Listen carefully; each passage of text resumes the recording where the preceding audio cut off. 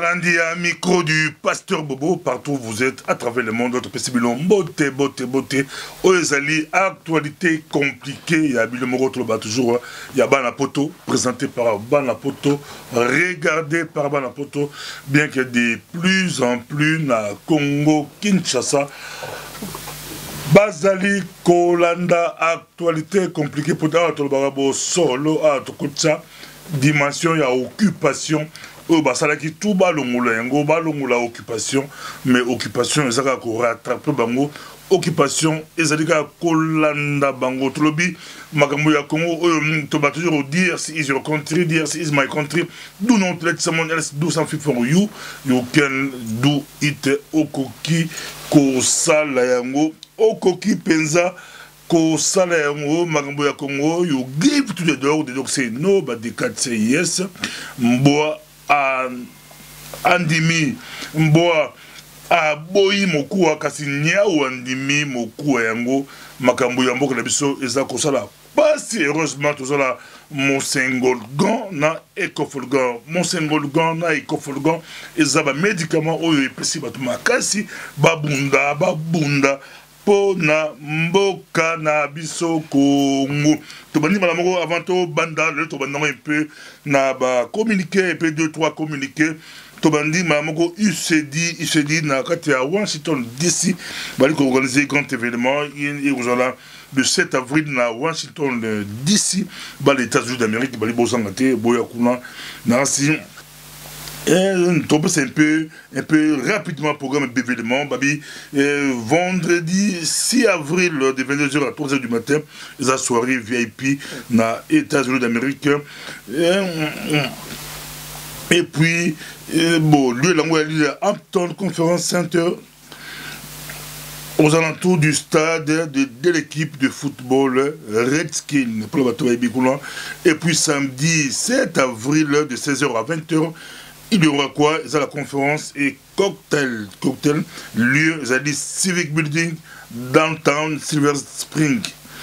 Et puis jeudi 5 avril, quand à la Washington, ils ont visite guidée, et puis business network, programme 7 avril, Bozangate, et ça m'a de 18h à 20h. On les a dit, na Ngambuya, Washington, d'ici. On est à Londres avec le président Okito, basé à la conférence Kafu samedi 24, na Kati, à London, samedi 24, na London, et vous allez opérer Simboa, à Boyi, la Suisse, Irlande, ou dans la Genève, et ça, on peut ça le 24 juin, conférence, et vous allez quitter au président sur le détail en gros prochainement, conférence sur le développement, et vous allez dans Suisse, une très belle conférence, pour Mambo, la Congo, dans la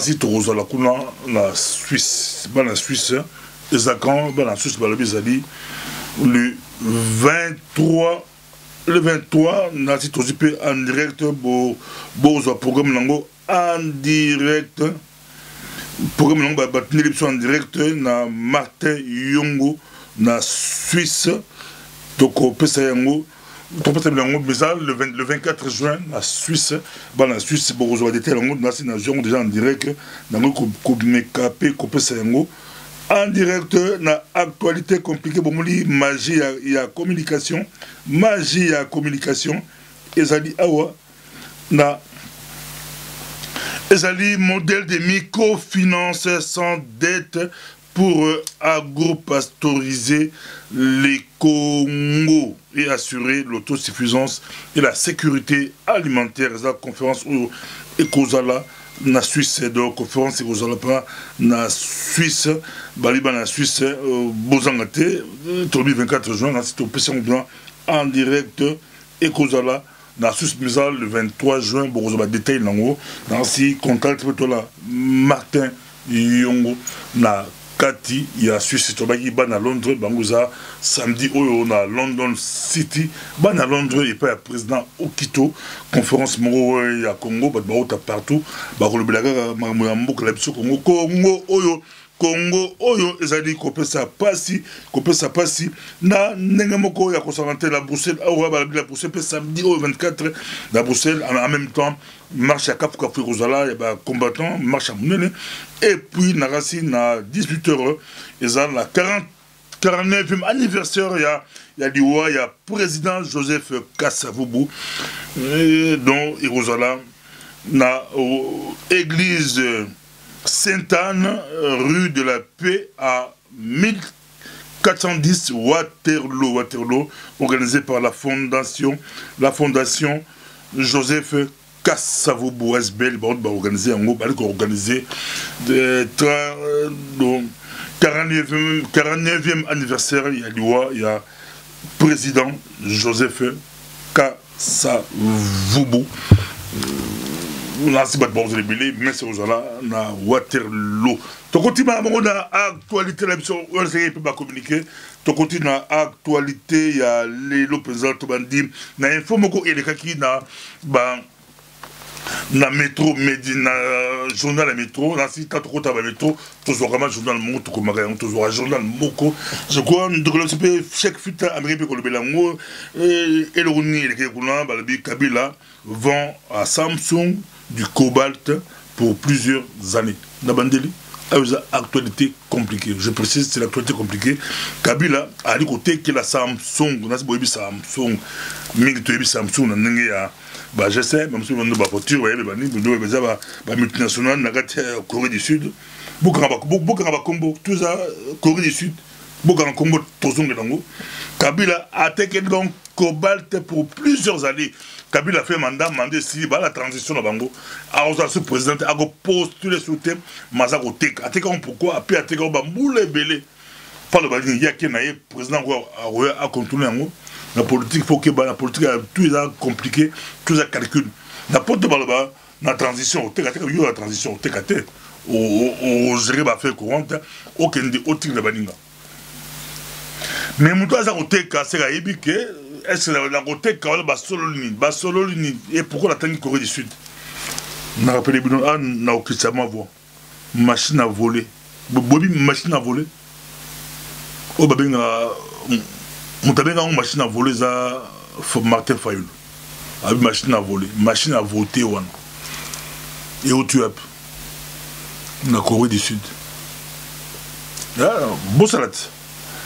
Bacha nanga ketne tazo jamais bacha pression atika masolo atika sa machine à voler à lingi taza otingama mais kopango et auto la Corée du Sud mais Kabila peut attaquer la Corée du Sud attaquer de bango Samsung ba cobalt pour plusieurs années ba okalini bidine ba attaquer la machine à voler na machine na CC bobangate to garantir bino ba gagner l'élection.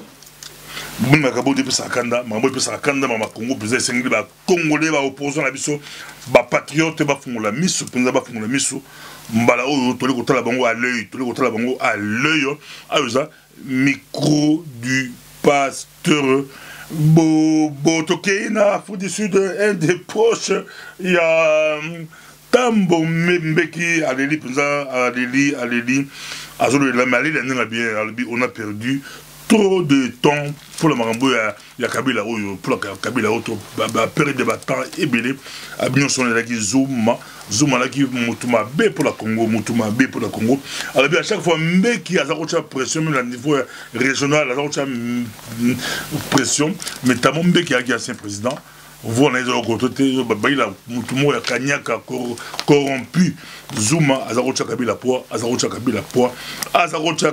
pour la nena au santé ba Zuma sauté en tout cas c'est le bas sud-africain ba proche penza ma masolo ngo a participé à Mamutu alors bien en tout cas les victoires ba Kolonde la Kabila nena bien sikoyo bon biso to kontra biso na bureau Kolonde ba sud-africain au ba inter to kontra la bonté biso kontra la peuple force na biso za peuple force ya Congo notre libération et contre la peuple congolais partout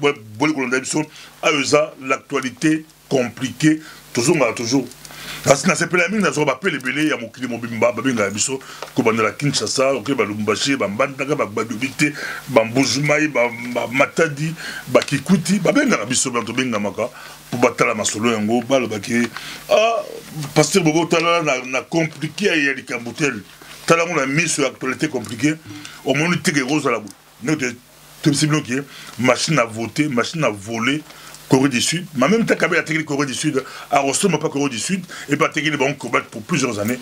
Bossa la galien, beaucoup comprendre ma solo yango. C'est comité laïque à coordination, ou à Pessi Batoukan, d'Apesa, Batou Bazar au Sénégal, je vois, et je leur achète Ngini, ou à vous inviter, monsieur le loyer, pas à la Kakuna, à Kene, Koyokaba Senko, Koyokabango, Bango, à Pessi date, victoire, le 30 avril.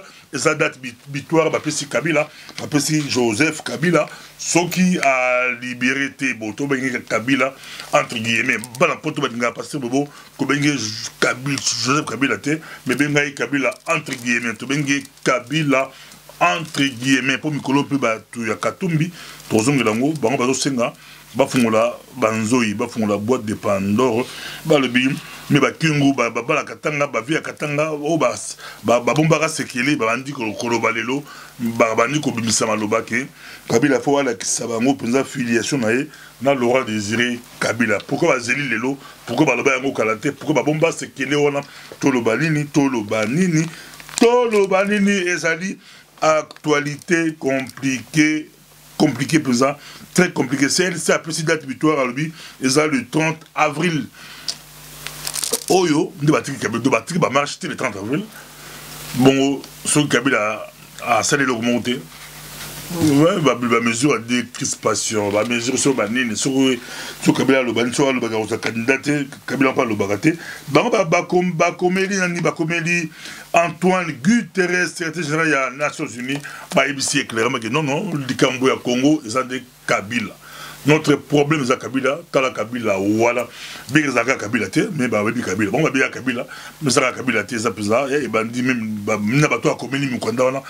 Bah on peut pas ça prendre la biso babi. Ça Kabila, pourquoi Kabila? Parce que bah ça dit marche le 31 décembre 2017, Kabila, bomi bah tout grave. Bah ça dit marche le 21 janvier 2018, Kabila, bomi grave. Bah ça dit marche il y a le 25 février, Kabila a bomi les sous. Pour le rapport, c'est que pendant une année, a bomi plus de 100 personnes pour la marche. Moto, a dit qu'on manifestement, Kabila ne fait pas partie. A beaucoup de dauphin, a beaucoup de kende, a beaucoup de piqué. Et ça, il est remonté par d'ici. Car bozo, la classe politique ne fait d'ici. Et ça, le texte légal des femmes d'ici Kabila. Il peut y bien, bango peut y bien. Le président africain, le président africain, ah, bon, il fallait tous à la président en Congo. Aucun texte légal, et là, comment on défend ici. Donc, on a posé à tresser l'élection. On a un mandat. Alors ça mandat monsieur Ophélie, alors ça mandat de pousse là écoute, pousse il y a Ophélie pesant pour notre classe politique dans la qualité dans la sécurité, tandis bango tout a rouler l'élection, bango tout mango si ma élection, bango tout si ma élection, oh to pekisa ki bango, bana poto ba pekisi bango ba si bango que ça ne sert à rien, beaucoup de élections pour des molongi assis à mon année 5 ans à Montréal. Conférence na bango kula monsieur le news c'est le news na bango qu'est-ce qui s'est passé là-bas to me retourne là-bas à Montréal mais balobi moi mon boulot est perturbé mon boulot est bien dans la conférence pour il avait un sujet rwandais allons ça les 5 ans sur là sujet rwandais allons ça les pour perturber conférence à 5 ans ba Congo ba comme allergique de makamboyo ba comme très allergique est-ce que va sur le Congo et rwandais a rené rosala ni kula conférence perturbée à trois selon news ou les réseaux sociaux à trois conférence il y a 5 ans et ça qui vraiment perturbé je crois même Patrick Mbeko mon analyste minene il y a mon écrivain et puis Nassina Mur a publié le coup il y a à Montréal conférence perturbée il y a 5 ans pour être mon Montango, Rwandais, n'a pas de conférence Makambo,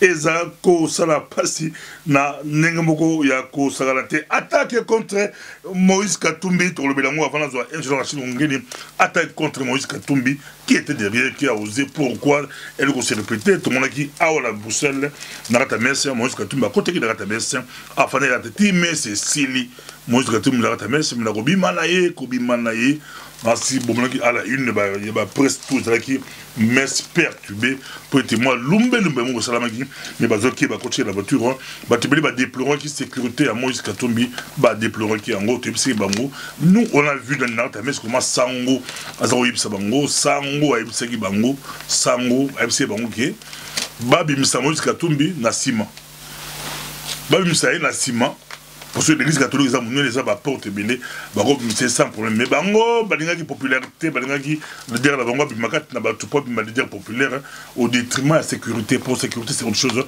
ma préférer qui a malakat batu parce que bon on il est qui na Bruxelles oyo il est à Bruxelles mais ils ont que se se répéter babi rebelote na Afrique du Sud pour tout le ça montobi qui va visa partager la majorité il y a na poto pour la bango Moïse Katumbi azanaye zambien pour respecter bango et puis pour la Kabila Moïse Katumbi aza italien pour la Kabila azarandé italien mais pour le Katumbi c'était balobi bakutikate bakufungola banzoi bakufungula boîte de Pandore bakubimisa banzoi babima bakupanza banzoi batala ba nationalité ya batu bakubandala moto ya mboka yemoko himself bibiso bala poto ba yebi nationalité ya moto ya mboka bango ba yeba yango ba bomba yango pourquoi au moins ba question tout le bango ba ba bisango le loge Kabila zara congolais mais ba ta poto ba bango ba meeting là bon partout batangologa ba ki Kabila moto ya mboka wana azali mopaya batakatumbi babiso botiki bango ba poser candidature te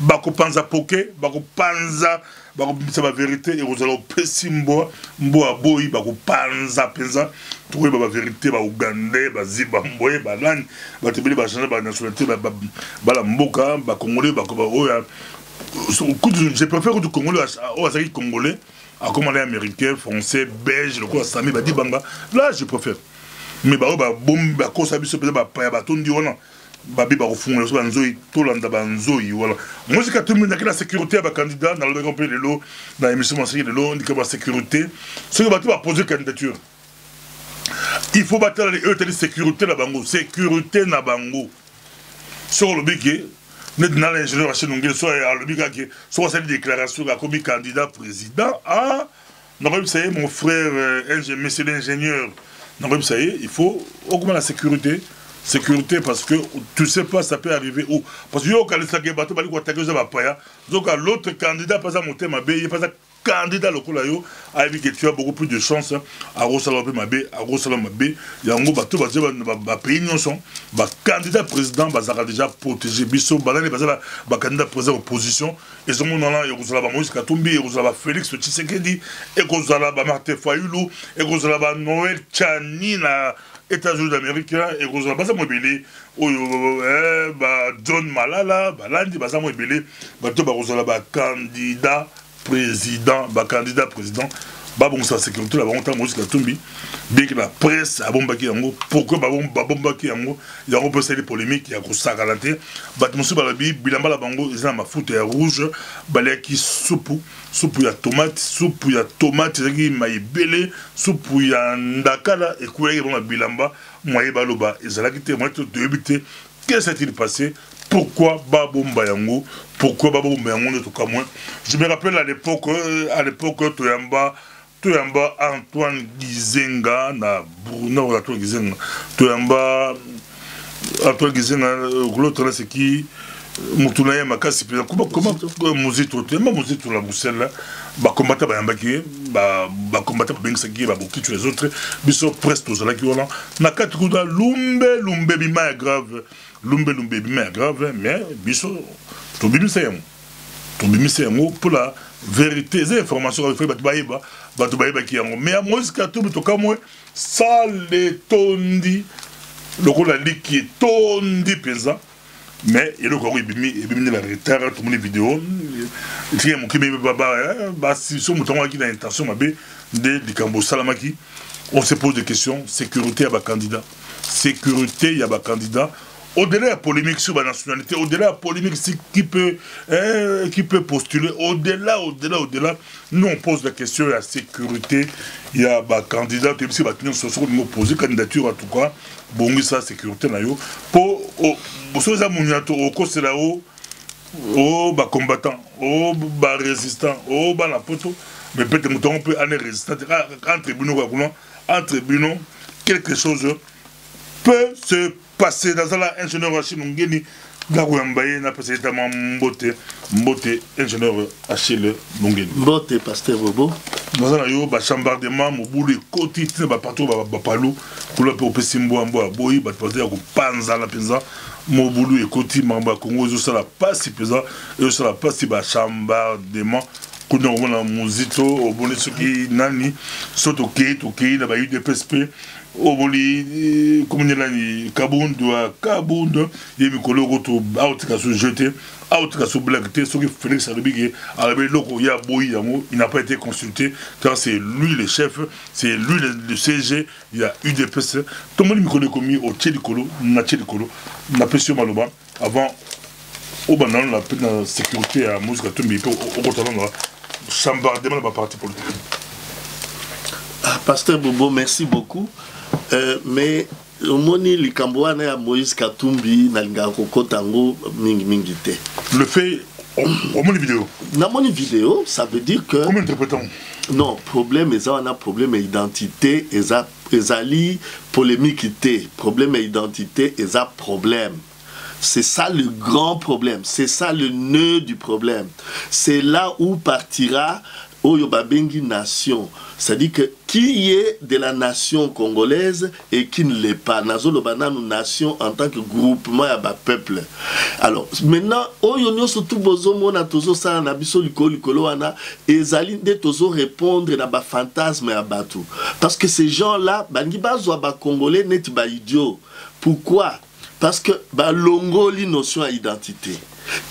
La notion d'identité est sa base. Il y a l'élection, il y a l'appartenance à la nation, il faut signer pour te cobalt. Il y a la base. Mais il y a problème, il y a polémique. Donc, alors, na loba mingi que Moïse Katumbi soit honnête, qu'il déclare. Mais pourquoi ils vont faire de gros discours et ils évitent le problème, ils évitent là où il y a l'épine. Yemokwa loba ya koloba ndenge ambesa na TV5 na banini ake koloba ke ngai likambo yo vérité nango yango yo. Alors nous sommes en train de dire que et ça même pas tant ya kokende na élection kokende ko bousculer le peuple congolais ou aller sonder le peuple congolais pour pas comme ba fanatique ya batu. Non. Dans un pays où la politique se fait très bien, population azalaka fanatique te parce que politicien de baya kande koluka peuple pour que passe sa programme d'action na bango pour que batu va voter bango. Mais lelo qui va aller au vote, qui va être candidat, on ne sait pas parce qu'on ne sait pas qui est congolais qui ne l'est pas. La signature nous se belé bazo salawana eza okenango na mai. Sécurité bakanda pourtant même que ils ont anti-élection aux pour élection mais quand même batongo ba okende atala na milieu critère bango. Faut pas protéger bango. Yango na lobby que on ne protège que celui qui a créé des problèmes ou celui qui crée des problèmes. L'Argentine, bazaki na président zane na vewe ne yakala azoke na wenzena kitunga naye François Hollande bazo kende na nini protection yaki la France pas sécurisée, très sécurisée. Oui, parce que là il y a ce qu'on appelle la sécurité yango na zoloba mais salama ki na Afrique du Sud ezali attaque au protection pasteur Bobo au protection ya mutu oyo aye na kombo ya congolais alors que congolais mobimba alors c'est difficile à protéger quand tu sois étranger. Nani et quand des étrangers c'est difficile à protéger. Non, c'est difficile dans des que yemoko asane ti provocation à qui on provoquer batout. Le fait à poser candidature déjà pour. C'est une provocation, pasteur Bobo. C'est une provocation. Comment aucun décoloba qui n'a pas un candidat au moment où notion il y a identité d'abord en général et ça éclaircité et puis yo au lieu okende kosala discours pour qu'on justifie makambo na yo ndenge baza koloba na yo yo okekaka obengi bato neti bazoba mo baya. De toute façon azaki na sécurisé. Azaki na sécurisé parce que et lo komoko yé là qui est ezate azaki na sécurisé mais congolais pe tozalaka batu ya mobulu ya ke tokei ko beta et makofi tout ça non congolais azane kunate congolais azamuto azakanda na ezali ko suka na place que loba vérité. Pourquoi vous dire et puis l'arrêter ça c'est vous les médias papa bobo parce que bato yo bakende ko filmer ba sombeli bango avion ba sombeli bango hôtel ba pesi bango mbongo à la congolaise tu vois à la congolaise ezali une corruption voilée c'est une compromission quand tu y as des images comme ça parce que l'information de Kolangai l'information c'est celle-là. De Yango et les même conférence. Mais oui, la conférence, ma conférence, c'est ça les magalango. Je reviens sur mon frère Kwebe et mon grand frère Kwebe. L'information, c'est ce qui s'est passé là, la perturbation. Il y a des informations. Il y a des informations Mukolowana. Mais Bachango, Bachena poche. Wana sikoyo bakafouye. Ça veut dire qu'ils sont complices de ce qui se passe. Alors, que les Congolais cessent de faire des programmes sur les fantasmes des gens. Yangwana tozo benga bango. IDPS outi koloba wa passe pas bobo na lobaraboe. Likambo IDPS aussi la mukolo ou ba 100 IDPS ceux qui basera 50 wana ba afficher ba statut na bango. Mais Kabou na Félix Balingini. Et ça problème jeu de gamin. Il va dire pour les gamins. Yango on a lobby que o ça lobby A o la B. Yango la lobby B o la lobby C. Ah dans une élection ba dit déjà. Ça jeu de gamin pasteur Bobo. Sauf on a TV ba o Kabunda lobaki. O Félix lobaki. Ba yebi. Ngai ni kambayi de pes na kota kangote depuis que batu mususu bazo kende ba conférence pour na kunzu pour ba kende yoka batu ya pouvoir au moment où bazaki ko critiquer lobby bangonde ba komi ba premier ministre et puis oyo ba ko critiquer M23 et puis tongo etani oyo ki que non bangonde ba komi kuna bazo négocier na M23 donc likambo de pes ezali trouble. Pourquoi t'as pas l'eau? Pas l'eau. Bazo la ligne pas l'eau. Si je vais y muta za masolo za muzito mais la mone comme sur mon babi mon a démissionné après si c'est un peu flou yo non bien. Après c'est ce qui l'autre là non muzito. Qu'est-ce qui se passe? Té makambo wana ba parti politique na lo bakaboye.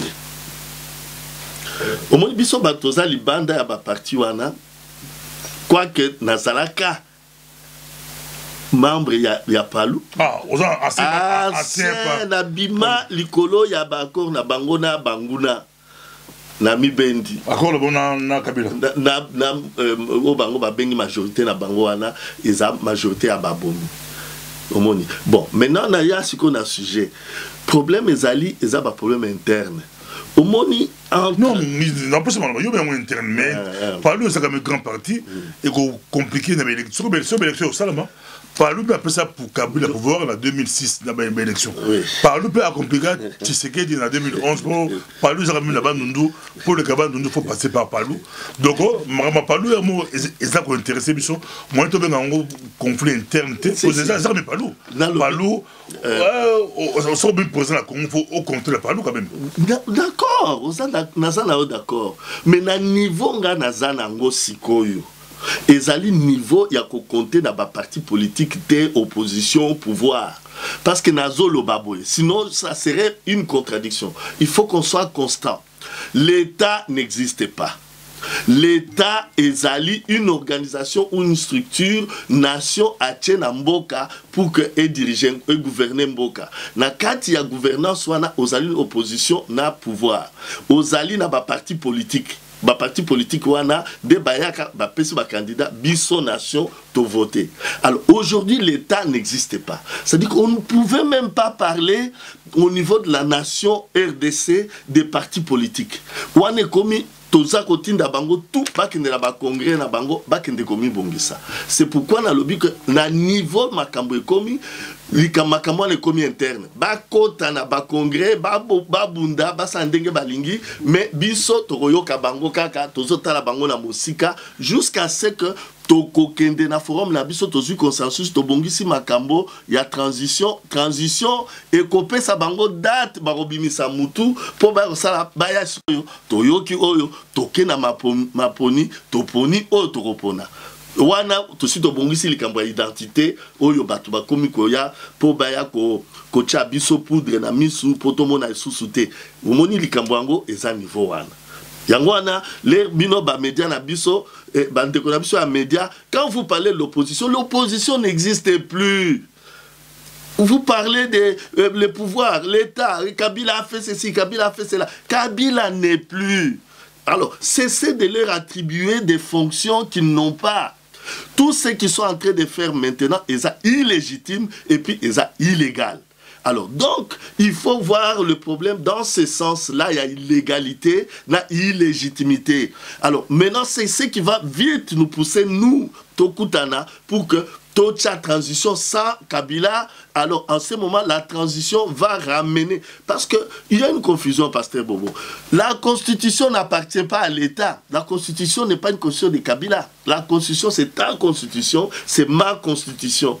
Alors, personne du pouvoir ni de l'opposition ne peut venir pour m'influencer, moi, à ce que...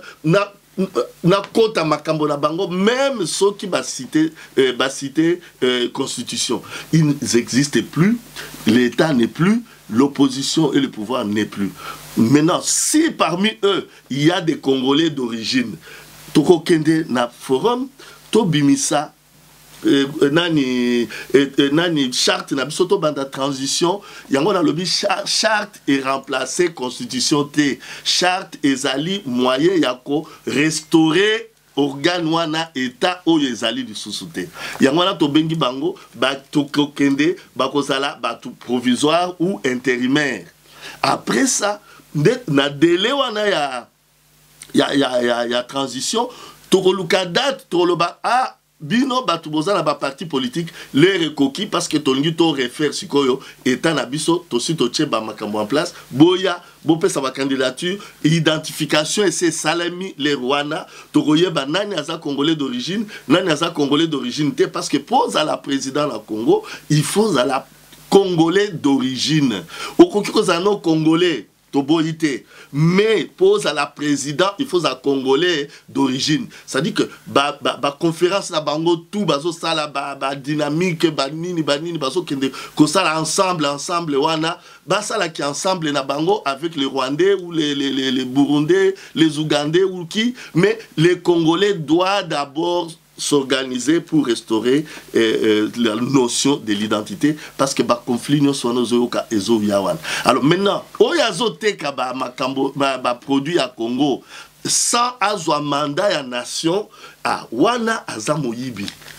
Donc à Kokangama même atako tochena likambo ya koboma na sima à Kokangama. Merci beaucoup ingénieur Ashinungé de possible à toi et c'est la question quoi ba ingénieur Ashinungé c'est une actualité compliquée dans le bi ba kizo que des élections mutu makasi ya classe politique ba gena 2016 simbate ba gena 2011 simbate bazo bon de la biso bana poto bazo bon de la bana poto totika ba meka lesusu mais bon meka so nene so boyebi ki ko simbala monte boyebi ki ko simbala monte boyebi ki ko simbala monte bo changer beaucoup de population na soulèvement populaire au bandaki nango tande bokati yango to banini est-ce que 5 Kabila aloki 5 point d'interrogation. C'est classe politique on a baloki bango baloki bino la Kabila point d'interrogation pour bozonga la sub-élection bon c'est bon coincer mon tout batu ba telemi batu ba lamuki ango aimé bandi biso to loba solution ga méga manifestation sont qui les mystiques 10 millions la kin na porte de 200 000 na balabala Kabila obana mbanga okima Kabila zobanga ndengo ta atiki mo bazo ba avion bakende en fait dessus activer mon tout mazo ko sabiso o mutu mo la kina ateka tricot a Moïse Katumbi ba betim ba tapo ba ko sabiso mais ba tu batambo la marche ba bomi bango mais ba chapeler kaka ba aussi ba kufa ba ila mundu gite ba déjà de ba kufa ba ila mundu gite pour te Kabila zobanga nde soulèvement populaire Kabila zo banga kaka ba grande manifestation ba Congolais ba mebele à Rokima et ça là qui donc actualité compliquée de tout mon ali prochainement. Merci. Nameli Monsen Golgan na Ecoforma.